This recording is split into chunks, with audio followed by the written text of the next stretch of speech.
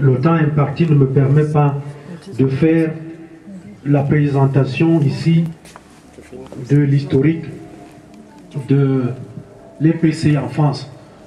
Je voudrais juste relever à la suite de la présentation qui vient d'être faite par le pasteur Lissouk que ici en France, on peut résumer l'existence de l'EPC par un ou deux mots. Il y a l'amalgame et il y a la confusion des genres. Quand nous parlons de session ou de conseil de paroisse, nos anciens d'église, quand ils veulent être des présidents, ils parlent de conseil presbytéral. Mais le conseil presbytéral, c'est une expression qui a son sens à l'église réformée, à l'église réformée de France, à l'église évangélique. Le conseil presbytéral, ce n'est pas l'EPC. On parle beaucoup en France d'associations.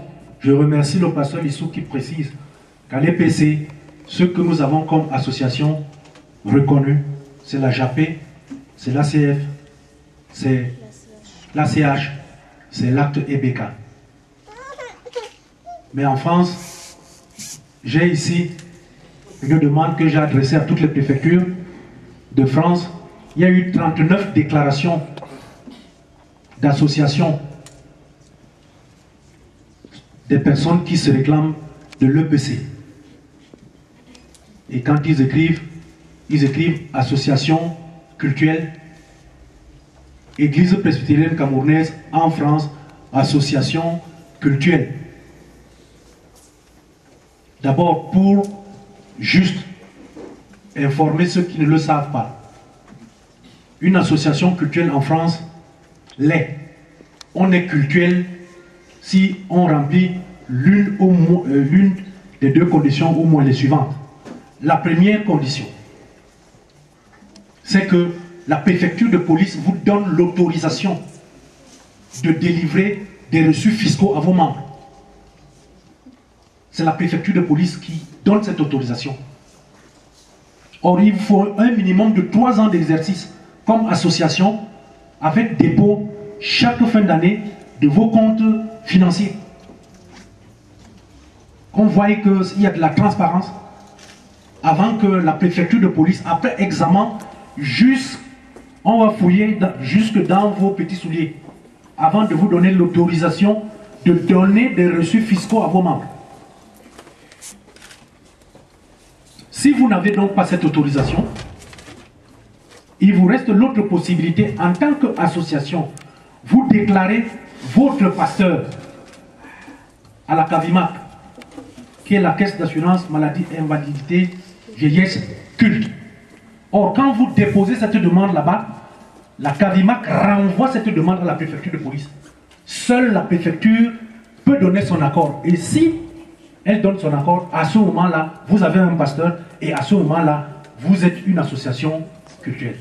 Or, dans tout ce marmot de dossiers déposés par nous-mêmes en préfecture, personne n'a jamais rempli ces conditions ici en France. Je vais peut-être m'arrêter pour dire qu'aujourd'hui, si nous vous disons merci d'être présents, parce que nous disons qu'il y a des personnes ici, malgré cette situation, il y a des personnes qui ont déposé des statuts, mais qui n'ont jamais voulu usurper l'EPC.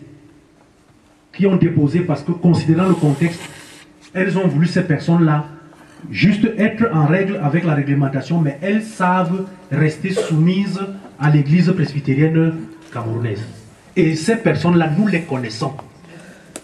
Les pasteurs que nous sommes là, nous connaissons toutes les personnes qui restent vraiment humbles devant un pasteur et qui restent attachés à l'identité de l'église presbytérienne camerounaise. Vous voyez, il y a un fossé entre ceux qui veulent aujourd'hui être présidents d'associations et qui proposent des défrayements, c'est l'expression utilisée, que je rencontre dans certains documents que la préfecture m'a donnés. Ça veut dire qu'un pasteur, on le fait venir quand on veut, on lui donne un coup de pied aux fesses quand on veut, parce qu'on est président. Je suis ancien d'église, président de telle association, qui ne connaît même pas réciter le catéchisme de l'église, qui ne peut rien enseigner à un chrétien. Ce sont des aveugles qui conduisent. Confusion des gens, amalgame.